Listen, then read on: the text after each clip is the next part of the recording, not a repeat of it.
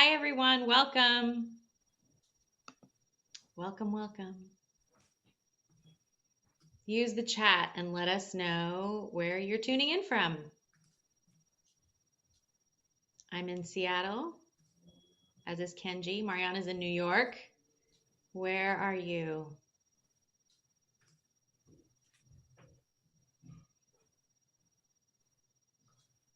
Miami, Chicago, hello. Portland, Seattle, Connecticut, welcome. Hello, hello, Detroit, Spokane, New York City, hello, welcome. We'll let a few more people get logged in and we'll get started. Seattle, San Francisco. Welcome.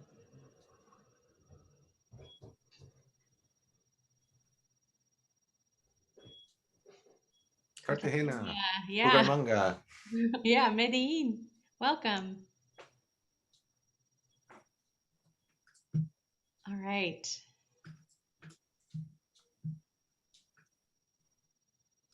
Okay, we'll let a few more people get logged in. It looks like its number's still going up. So Philadelphia, Fremont, yes, right here at home.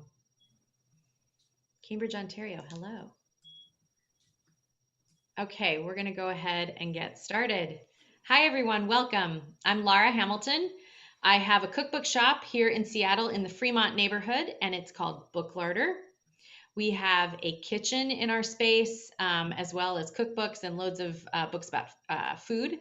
And in normal times, we do author talks in person, and we also do a lot of cooking classes.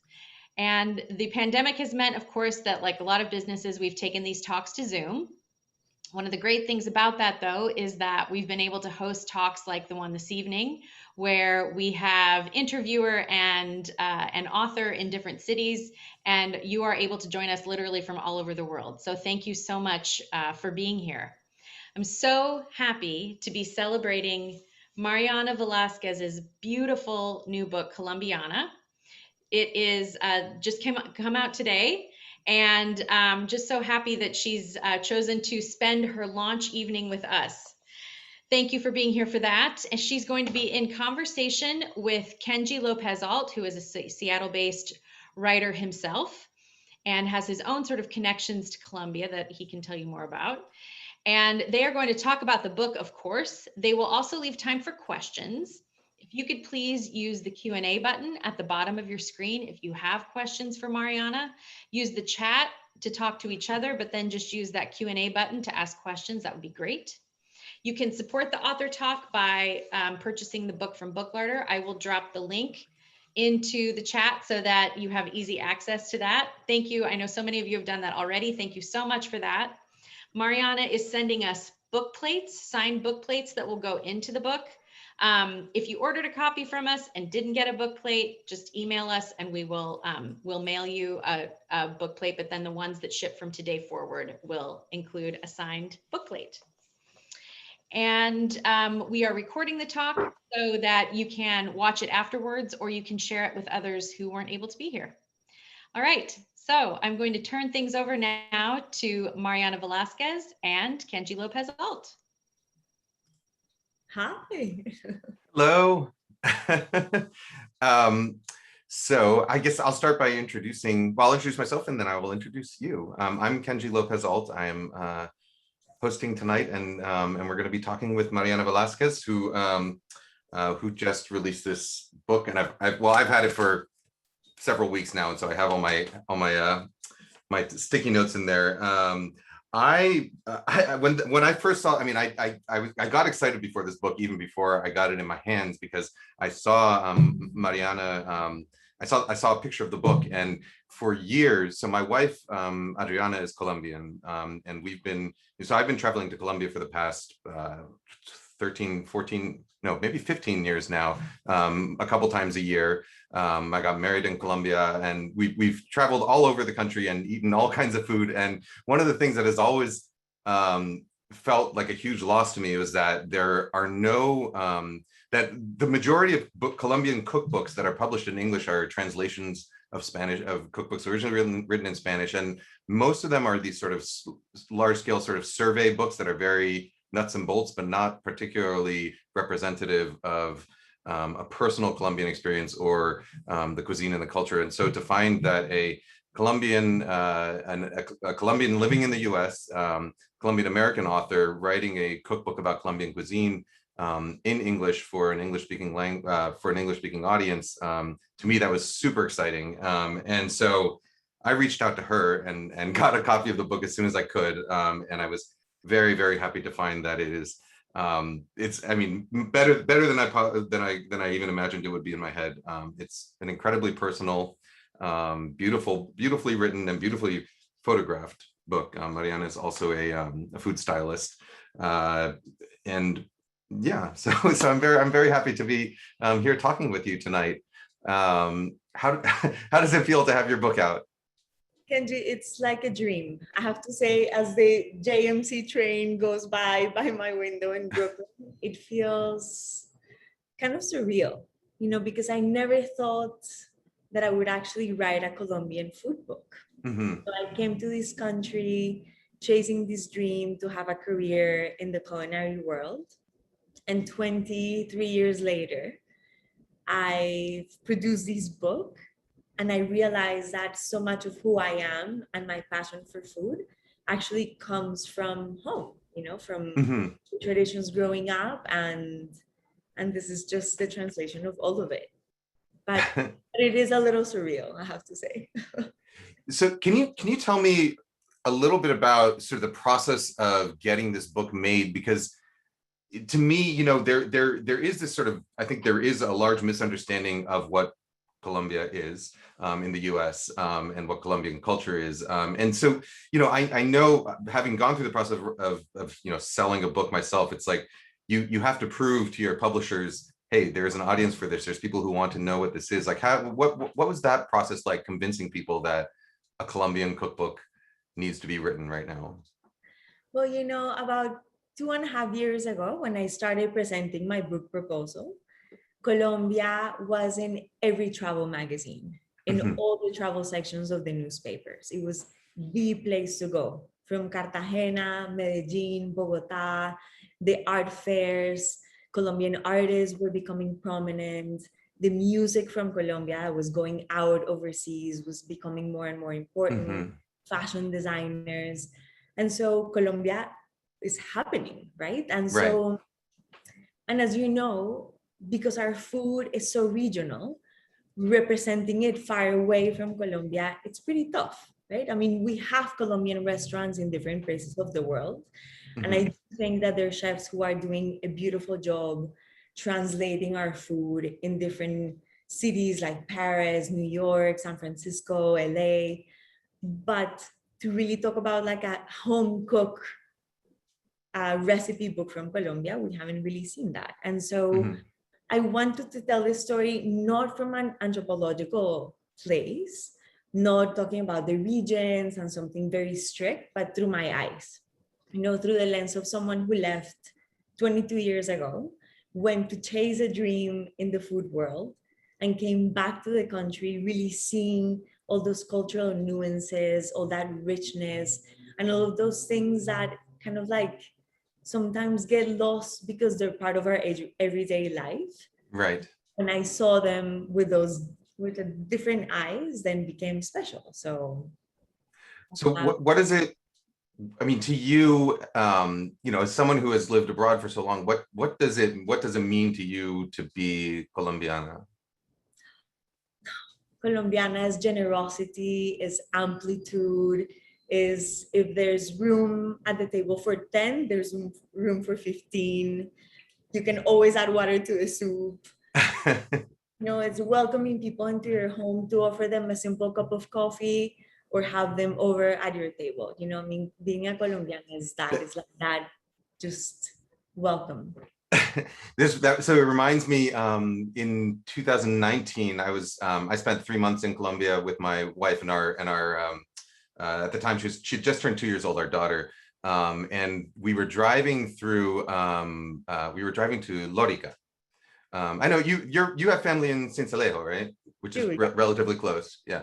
But we were in Lorica, and we knew that there is this that in that area there's a lot of Lebanese immigrants, a lot of Middle Eastern immigrants, and that actually have that, and there's like the markets there, they sell like star anise, and they sell cardamom, and they sell all these Middle Eastern spices that you don't really see in many other parts of Colombia. But we were looking specifically for like Middle Eastern food, or food that had some kind of Middle Eastern influence, and we couldn't really find any restaurants. And so we were just kind of driving around the street, and we saw someone walking down the street, and we're like, hey, do you know, asked him, like, do you know where we can find Middle Eastern food? And he's like, I don't think there's any restaurants anymore, but like, let me call my friend, his sister makes really good kibe. And so like, he got on his phone, he told us to go up a couple blocks, we met someone else, and then we met another guy there who then like took us to his sister's house.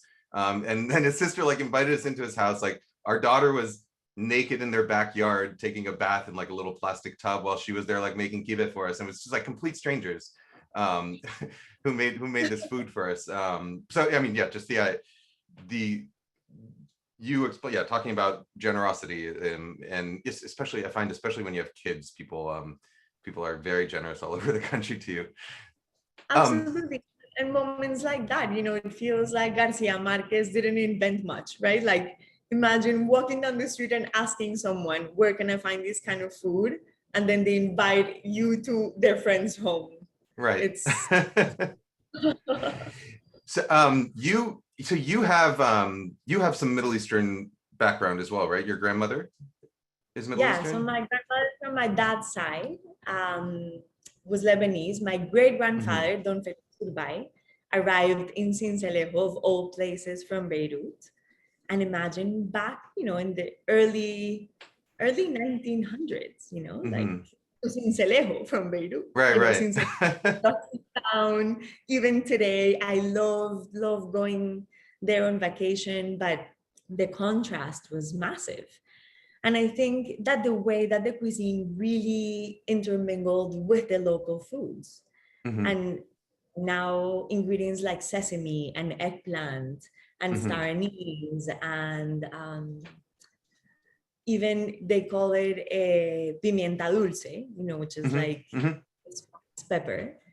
It's part of the cuisine. Everything gets seasoned with the same ingredient. So it's fascinating how both cultures sort of just intertwined.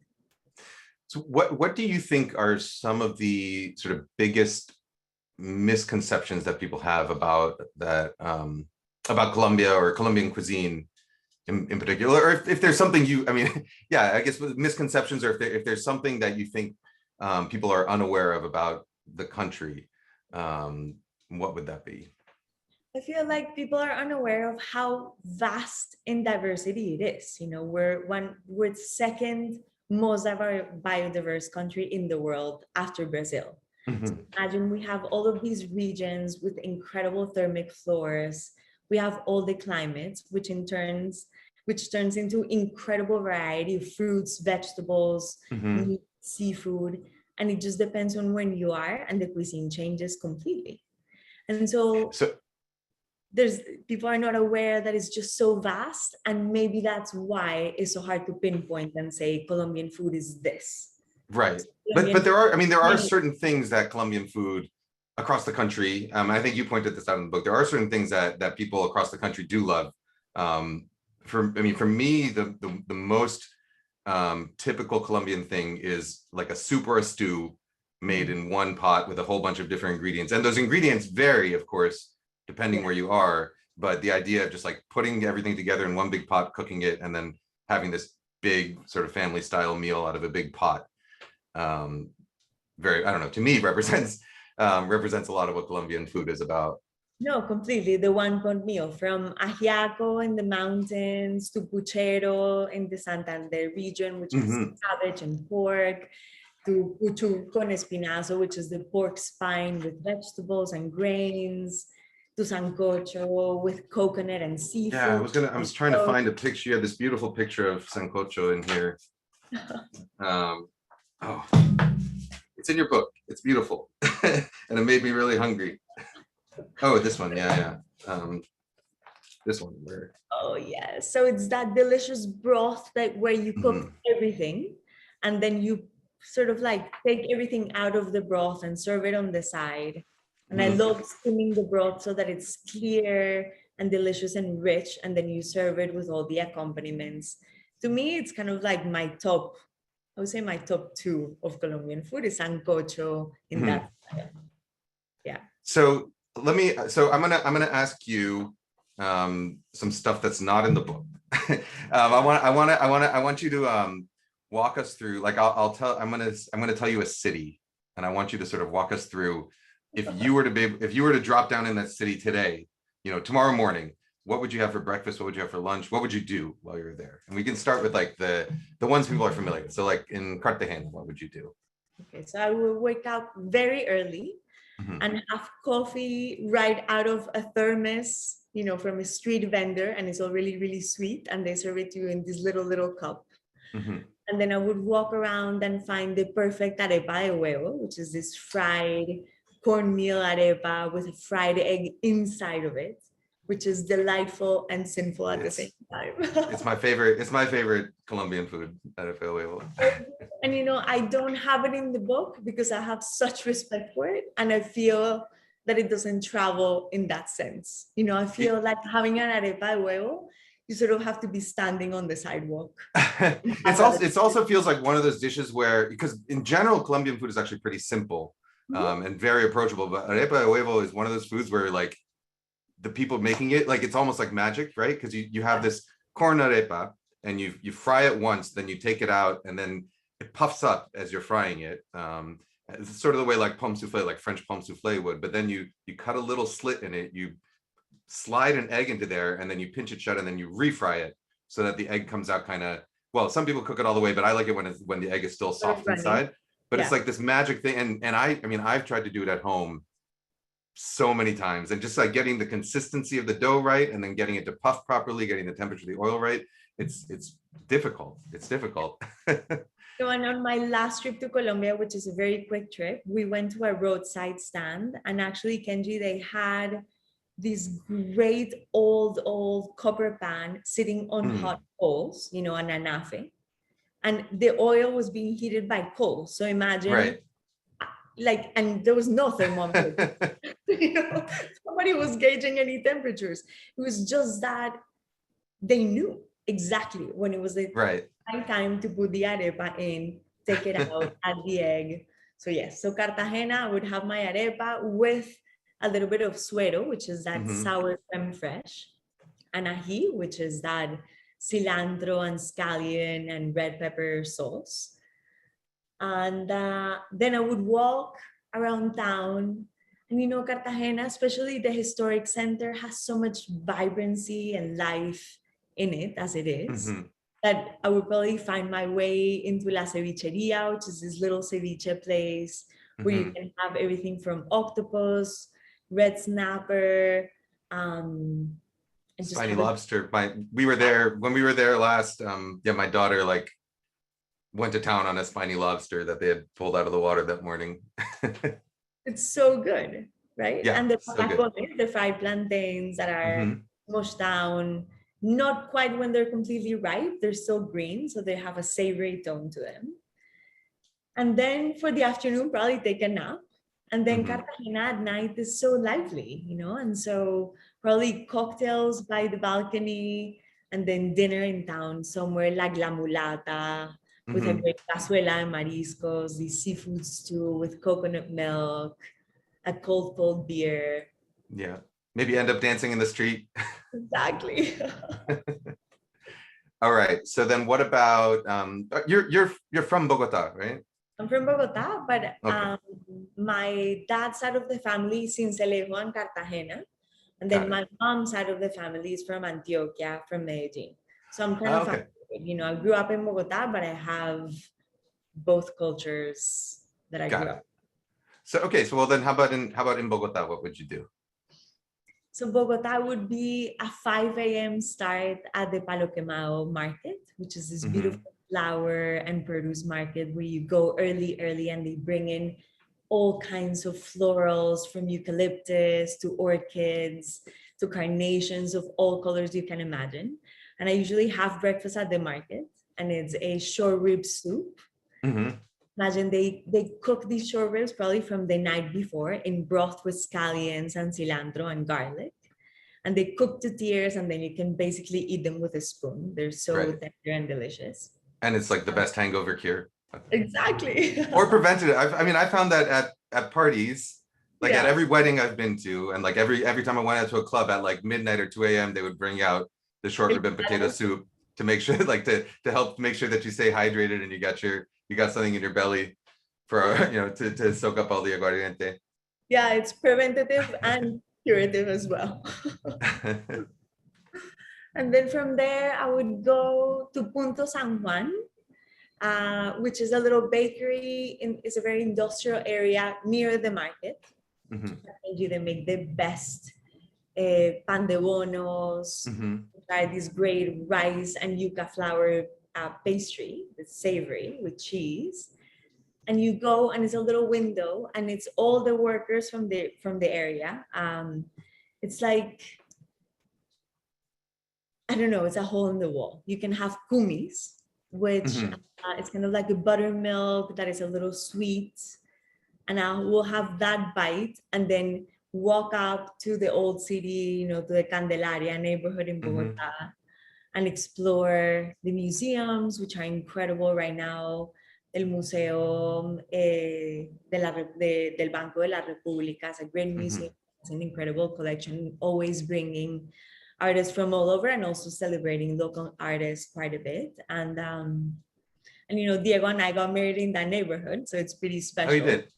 because we explored all the bodegas where they have all the pastries and candy. And if a bodega in New York or I don't know, San Francisco, LA, it's that place where kind of like the neighborhood becomes. In Colombia, the bodegas where everything happens. La tienda has all the information, right? Right.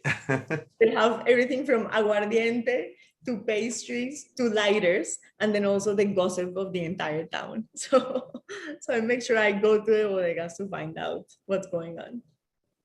And then where would you go for dinner? So for dinner, I'm thinking it's hard to choose, especially I haven't been there in so long, that I would probably go to La Macarena, Mhm. which is also a neighborhood right in the mountains on the same route. I don't know, it would be hard to choose. But maybe I would go to Leo Espinosa's restaurant. Leonardo Yeah. Espinosa is a very Mhm. prominent Colombian chef who has been a pioneer in discovering and kind of rescuing all of those ancient techniques of Colombian Mhm. cooking. And Yes. she taught me so much. I traveled Colombia with her, and her restaurant is a never fail. We always have a Yeah. feast. I think I had hormigas culonas the first time at Cocina y Cava. Yeah. Hormigas culonas are like they're big butt ants that are roasted from Barichara, right? They come from Barichara? Exactly. Barichara or Santander, which is the state. Mhm. Yeah. Yeah. Okay. So if you were in Santander in the state, what would be the dishes that you would go for? Bueno, puchero, which is that great Mhm. one-pot meal, which is a sancocho, but with the addition of cabbage Mhm. and a lot more pork. And rice, right? Usually rice with potato. Rice. And it's also kind of like a richer broth, and it takes longer to cook, and it's usually over fire.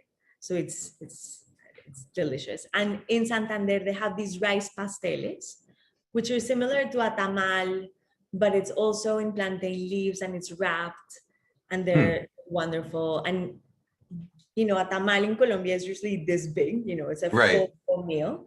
There, the pasteles are a little bit smaller. Okay. And one of my favorite I've things, never had that. they're delicious. And one of my favorite desserts there are the maicenitos, Mhm. which is essentially, oh my God, it's escaping me. Turkish delight is the perfect interpretation of Turkish delight. Okay. But in Colombia. And of course, there's that Lebanese, that Mediterranean. Yeah. And in Santander, they have these little candy colored and made with cornstarch to sort of like mimic that Turkish delight, but they're wonderful. I have never had that, but I will. I'll look for it next time we're there. You know, one of the things I actually really, what I really enjoyed about the book is that a lot of the recipes. I mean, a lot of the recipes are based.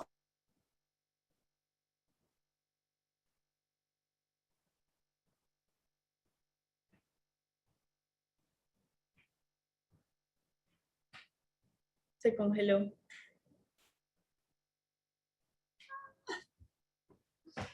Se congeló, love.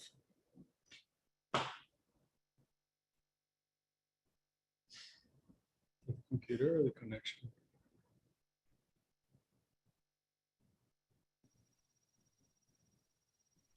I think it's Kenji's connection, and I think. Okay. Yeah.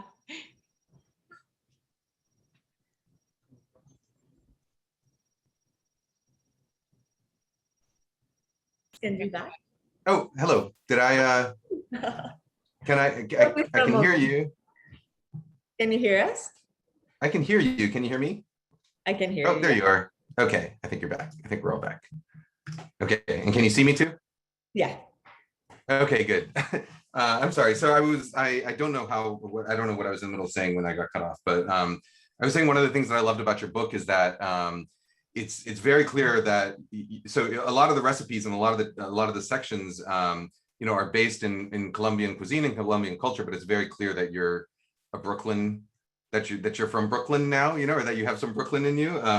In particular, like the cocktails, which there are a lot of in the book, and they all look delicious. But the one that I saw and I just started laughing is you have one called refajo a la Brooklyn. Yeah. And let me tell you my experience with refajo. Right, it was my first experience with it, and virtually every experience after that is we would have like road trips with my wife's family. We would drive somewhere outside of Bogota, and then somewhere on the side, somewhere in the countryside, we would stop at a restaurant. We would get some food. We would get maybe some chorizo, some arepas, maybe a picada, and then we would order refajo. And what they would do is you would get like a Tupperware bowl, and they would pour Colombiana soda into it, and then they would pour Aguila or maybe Colombiana beer into it. And it's just a mix of this kind of like super sweet soda and beer. And it was always like, and then they would mix it up in this bowl, and then you just kind of scoop it out with a ladle into your cups. So it was like the most, I don't know, the most, it's a very basic thing, and it was something that we just got on like road trips, and then I saw like your picture here, and it's this like super fancy thing, and it's made with it's made with Aperol and orange juice and beer, which sounds delicious. Yeah, talk to me about refajo and how you came up with this idea. So, refajo, because it's so present, right? Especially like in cold climates, in the Andes, in all the regions surrounding Bogota. But it's always warm beer. Yeah. Warm soda. It's never very good, right? And it's too sweet and it doesn't really work. But it's everywhere. And refajo is a staple, right? It's kind of like what you have before lunch.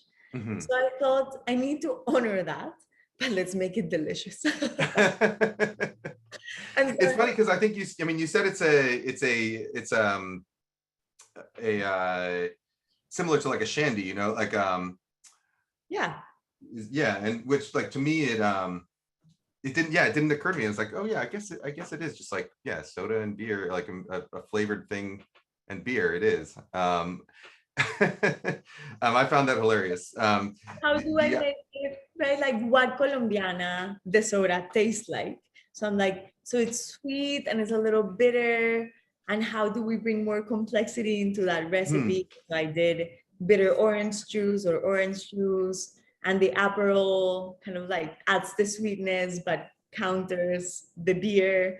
Anyway, so that's how I came up with that recipe to honor refajo and kind of the ritual of refajo as it is. Yeah, no, I mean, it sounds delicious. The other one that looked really good to me was this this cocktail de piña y cidrón. So cidrón, I mean, so, you know, cidrón was one of those herbs that I tasted for the first time in Colombia, because in Colombia after dinner you have agua aromática, right? So you have like a herbal tea very frequently after dinner, and cidrón, which is lemon verbena, is an herb that's very frequently used there. So once we had it there, we found seeds and started growing it in our garden in California, and then we would take the, you know, they grow really fast, and so we would take the leaves and dry them, and we brought them with us when we moved to Seattle, and we don't have any growing here, and we're sort of almost running out. We're down to like our last jar of the dried leaves, so we're gonna have to figure out another way to do it. But yeah, but this cocktail with pineapple and lemon verbena and gin,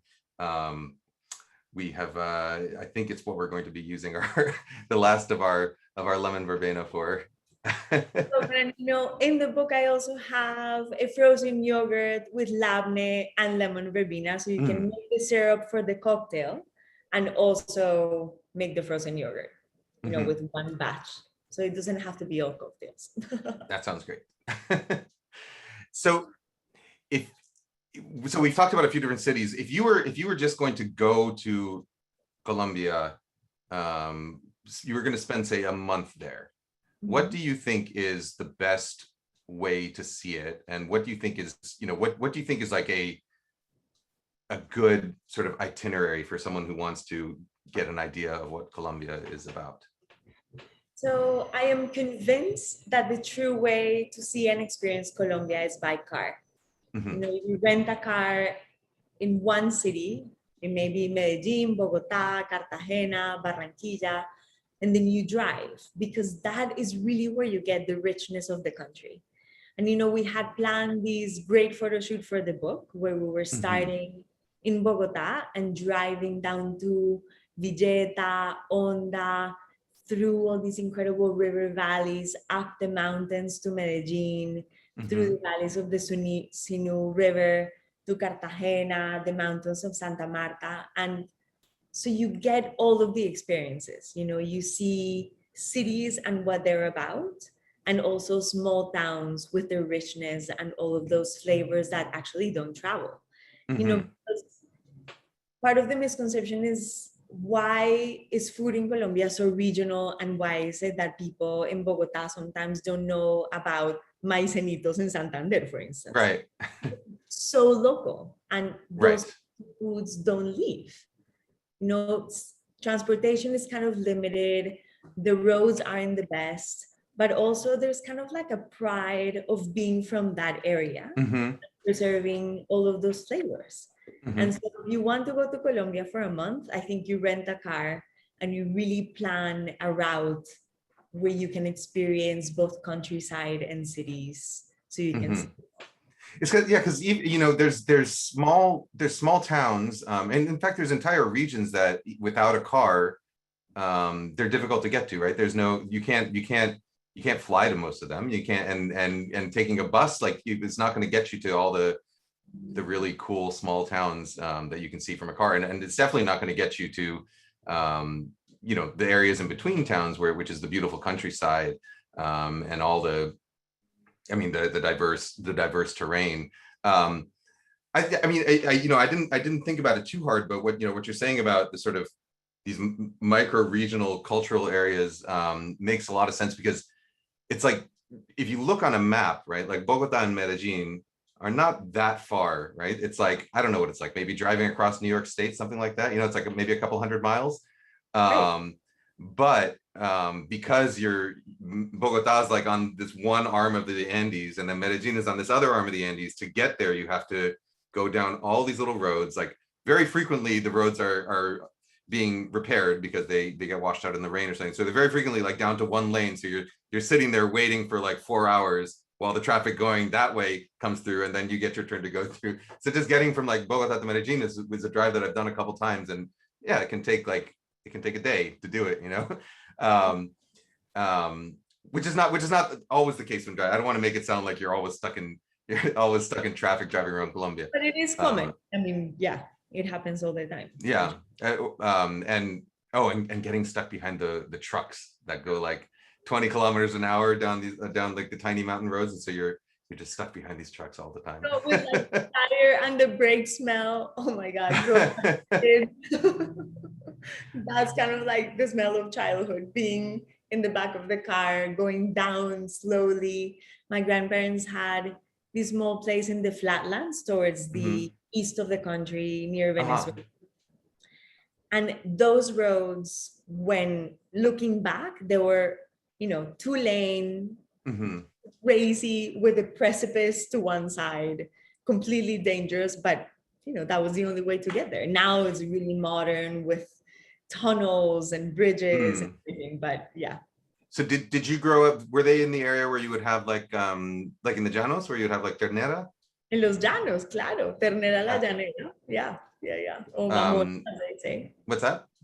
They also call it mamona. Oh, mamona, yeah. Yeah. Can you describe what that is? So Los Llanos is one of those places that is entirely magical. It's the flatlands of Colombia, and it's usually where they grow rice, pineapple.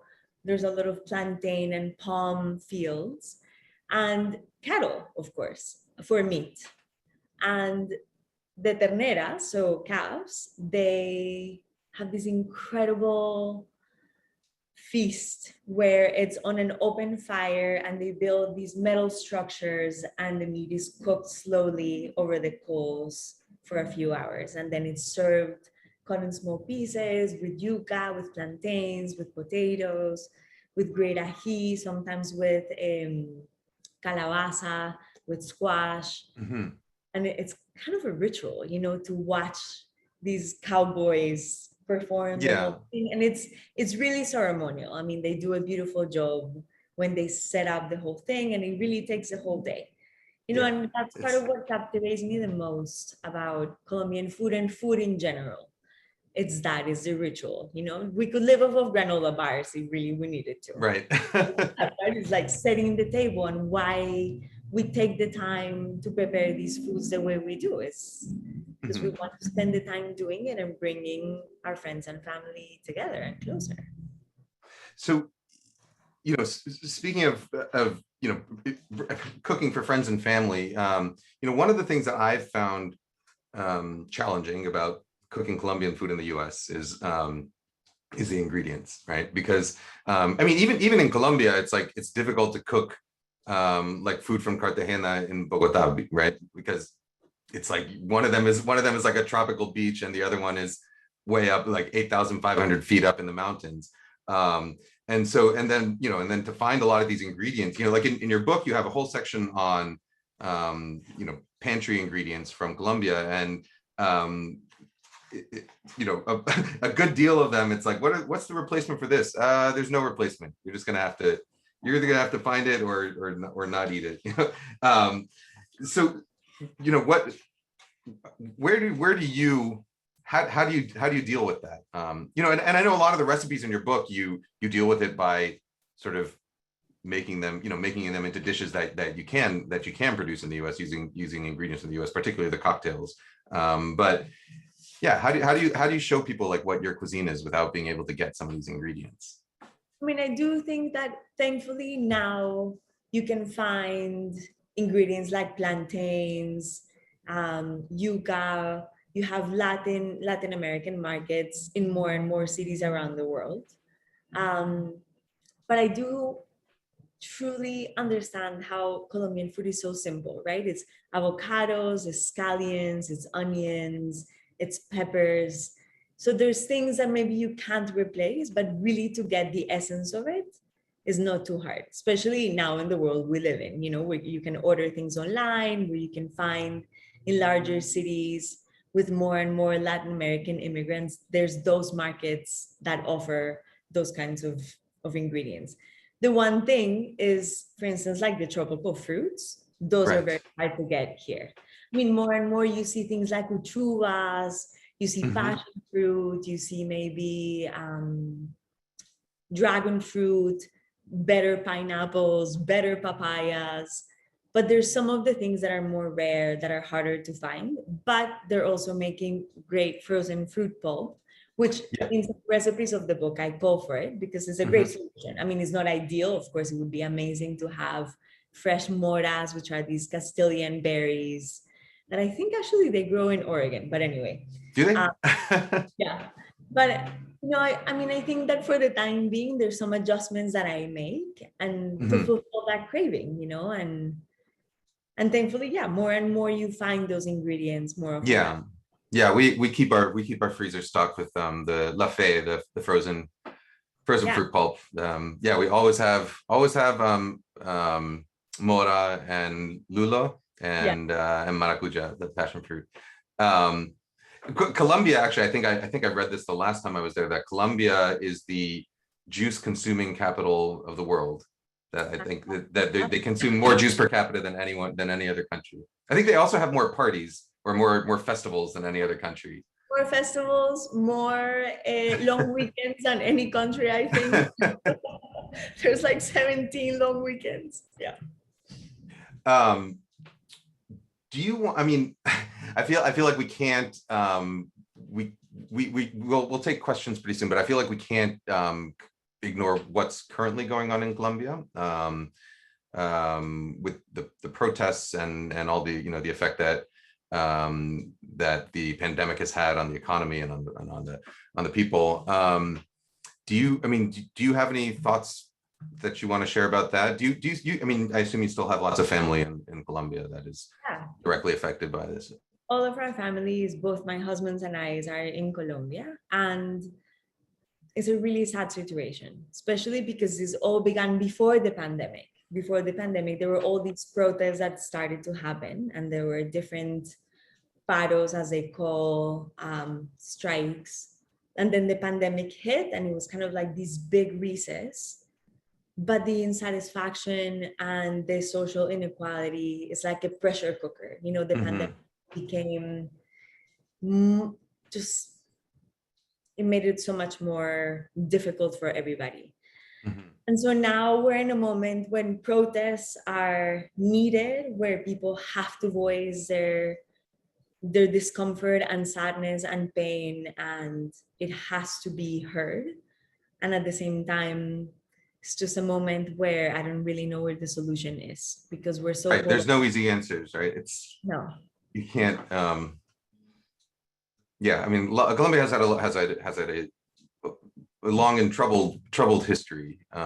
Despite all the good things, all the advances and everything that's happened in the last several decades, but it's had trouble, and the wealth inequality, which it's something that so when we were driving from Monpos to Cartagena, and I'm sure you've experienced this also, but outside of Cartagena, there's a lot of very small like Afro-Caribbean villages and very, very economically depressed areas, and it was shocking to me to see, like, there's Cartagena, which is now this, like, even in the last 10 years or so, it's like gotten so much more money and wealth and all this foreign investment and all these super fancy hotels, and it's become this sort of this cosmopolitan international city, and then just 15 minutes outside of it there's poverty, and even some people who work in the city, they live in shanty towns and small villages without drinking water or and it's well, I don't know what I don't know that there are no easy solutions, and I don't know what the answers to these things are, but I don't know. I mean, I guess for me, the important thing to remember is that a lot of the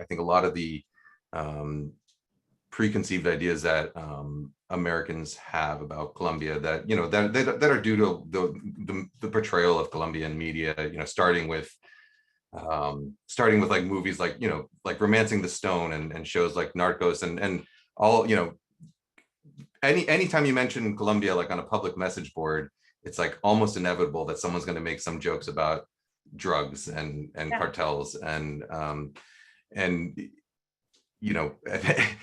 the average Colombian knows that experience a lot better than the average American does, and despises that experience a lot more than the average American does. And it's tough to see when you're traveling around, and it's definitely tough to see now from abroad, to see what's going on politically. No, I completely agree. I mean, that's why it is real, and the stereotypes are there for a reason, right? Like, cliches are cliches because it's part of what we are, but it's not just that. Colombia has so much more. But the thing is also, the media chooses to focus on this one subject, but Colombia has a great richness that I think maybe the answer, and perhaps this is too naive on my part, but I do hope that culture and art and music and entrepreneurs and people who really believe on the power of hardworking people in the country can get us all out of this difficult moment, So I hope so. Yeah. Shall we take some questions from the people joining us today?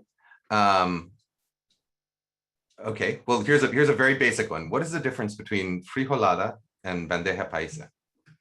So the bandeja paisa is kind of an invention for either like a roadside restaurant where you have all the components of a frijolada in one platter.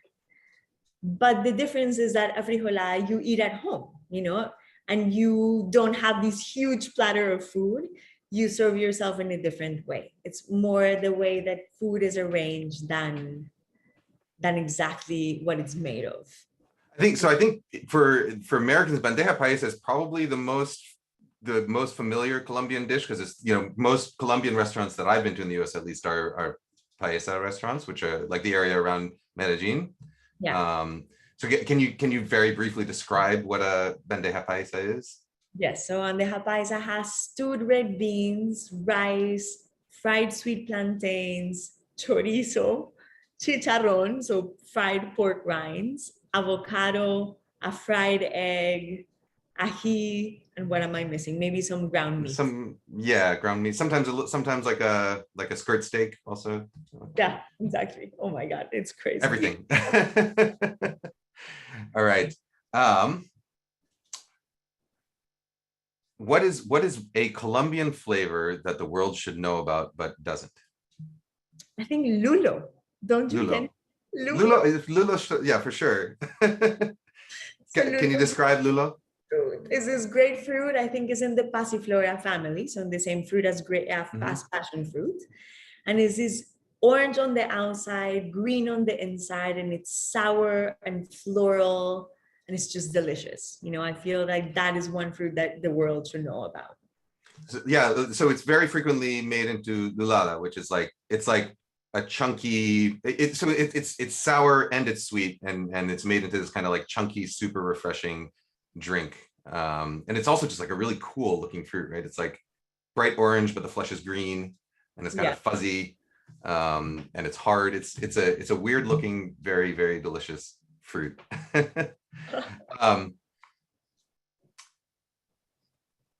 Oh, okay. Well, someone asked if you spent a day in San Andres, what would you do? I haven't been in San Andres in so long. When I was little, I went with my grandparents, and I haven't been in the longest time. And so I would love to go and rediscover San Andres, because it's one of those places that I yearn to go back to. And I remember it was the first place where I bought my first LP. I'm totally dating myself. Okay. What was your first LP? It was Hombres G, which was this Spanish rock band. And yeah, it was one of the main ports of entry where you can get all the things that were imported that you couldn't get in Colombia. So you can get like American candy, like Three Musketeers and sneakers, which was a total novelty. So for people who don't know the geography, oh, I'm sorry, I did not mean to interrupt you yet. No. Please. For people who don't know the geography, San Andres is a island, that's in the Caribbean. And it's actually, I think it's actually closer to Nicaragua than to Colombia, but there's a couple of islands. There's San Andres and there's Providencia. And so culturally, they're actually quite different, and especially in cuisine wise, they're quite, the food in Providencia is actually, I think, has a lot more in common with, like, I don't know, Jamaican food and other sort of Caribbean island food. So a lot of sort of coconut and fish stews. I guess you see some of that on the Colombian coast as well. But yeah, they're beautiful, beautiful tropical islands. Let's see. In the U.S., people have a very different relationship with food depending on their socioeconomic background. How would you compare that to Colombia? Like, is that something that exists in Colombia as well? Yeah, absolutely. In Colombia, also the socioeconomic background has a definite impact on how people eat. But I would say the unifying factor is some of those traditional foods. You can eat an ajiaco or a sancocho at any home in Colombia, and it's served with pride and love and kind of respect. And one of the things that I love the most about Colombian cooking is that nothing goes to waste. When you're grating coconut to make arroz con coco, coconut rice on the coast, those dried up coconut shards that you get after squeezing all the milk out, you'll use to make cocadas, never get thrown out. And so it's that kind of repurposing food, reusing things, scraps never go to waste. And I think that's pretty general across the board. Yeah. I've found that Colombian food, also part of the reason it doesn't go to waste is because it'll get like stuffed into you, whether you want it or not. Like, one of the first lessons I learned was that if you go to somebody's house in Colombia, never take as much as you want on your first trip, on your first go around at the table, because no matter how much you take and no matter how full you are, you're going to be made to take seconds. And it's like rude not to take seconds. I remember I spent we had sobre barriga at my, it's roasted beef, what is it, belly? Like brisket, right? Yeah, brisket. We had that, and then we had I can't remember what they're called, but the potatoes that are cooked in very salty water till they get a kind of salty crust on them. Papas Yeah, papas saladas. We had that at my wife's uncle's house, and I ate too much, and then they like forced me to take another plate full of it. And then I ended up like leaving this house, and I told Audrey, like, we need to go lie down in the park because I can't walk around anymore. And so we ended up like lying down and taking a nap in the park for 2 hours after that. Which is, I don't think, an abnormal experience. Here's a good one. What is the difference between a Colombian arepa and a Venezuelan arepa? Okay, so usually Venezuelan arepas are stuffed, so they're cooked in the same way. So it's ground corn that's made into this beautiful dough, shaped into a patty, but then they make it a little bit thicker so that when it's cooked, you can stuff it with different things like avocado and cheese, chicken, meat. In Colombia, as I say in the book, arepas are pretty minimalist. It's usually they're either, the most that they'll have in the dough is cheese and salt, but then the rest is you top it with a little bit of butter and fresh cheese and that's it. So we have all kinds of different arepas, from white corn to sweet corn to yuca arepas to green chickpea. From all the regions in Colombia have a different kind of arepa. What's your favorite arepa? I have to say, without counting arepa huevo. Oh, which one? Bueno, the thing is that arepa was kind of an indulgence, Right. But for every day here in Brooklyn, I have an arepa paisa, which they call telita or tela, which is a very, very thin white corn arepa that I make on the stove in a little griddle.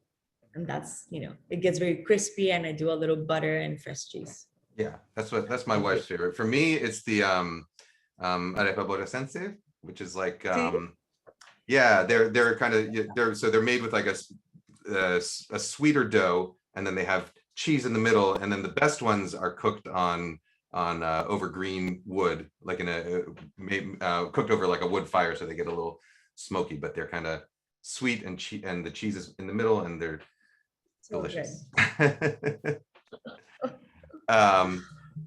Sorry, someone asked,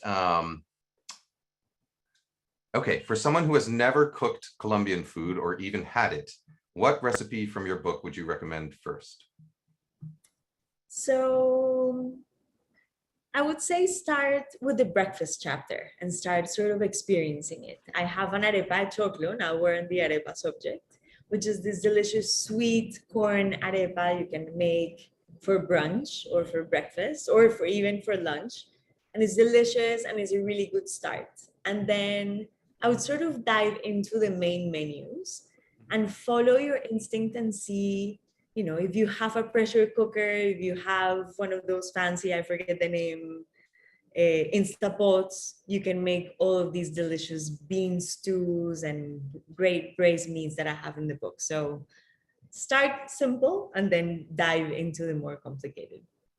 Yeah, like I would say, yeah, like beans, you know, like paisa style. You have right here, yeah, this gorgeous page. Like to me, like that's like one of the easiest. It's got a lot of ingredients, you know, but it is it's one of the most accessible. Like you can find most of the ingredients. Like the red beans, like you have to probably order them online, but you can order them. Yeah, you can order them. Actually, those are the one ingredient that every time I go to Colombia, I bring back like as many bags of the red beans as I can because my wife loves them. But yeah, like that's a very accessible, I think, and easy first dish that gives you a sort of taste of what at least the cuisine in the center of the country is like. Yeah. Let's see.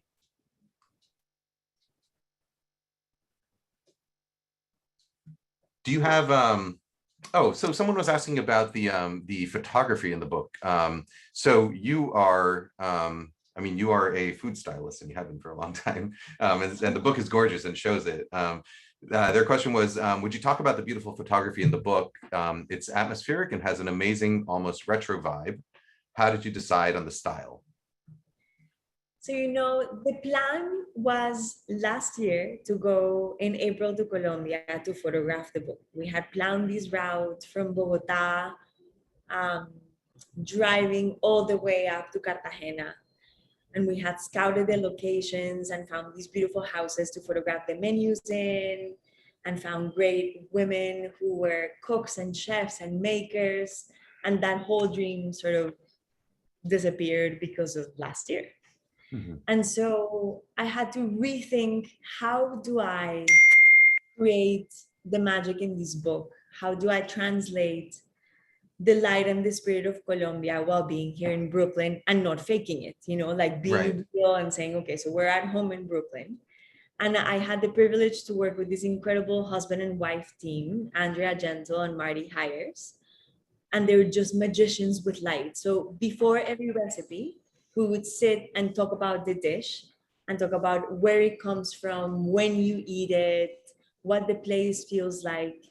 And they would get inspired and photograph it. And so what I did is I had these great Colombian props, you know, and props means tableware, ceramics, textiles, things that I had been collecting over the years, to make these beautiful Colombian tables as authentic as I would make them, right? Because that is through my eyes. And I wanted these Colombian tables to feel real and really celebrate those elements. And so the photography was unexpected. You know, I had mood boards planned, and then the world changed and I had to adapt. And now the photography really evokes what it is Colombiana here in the US.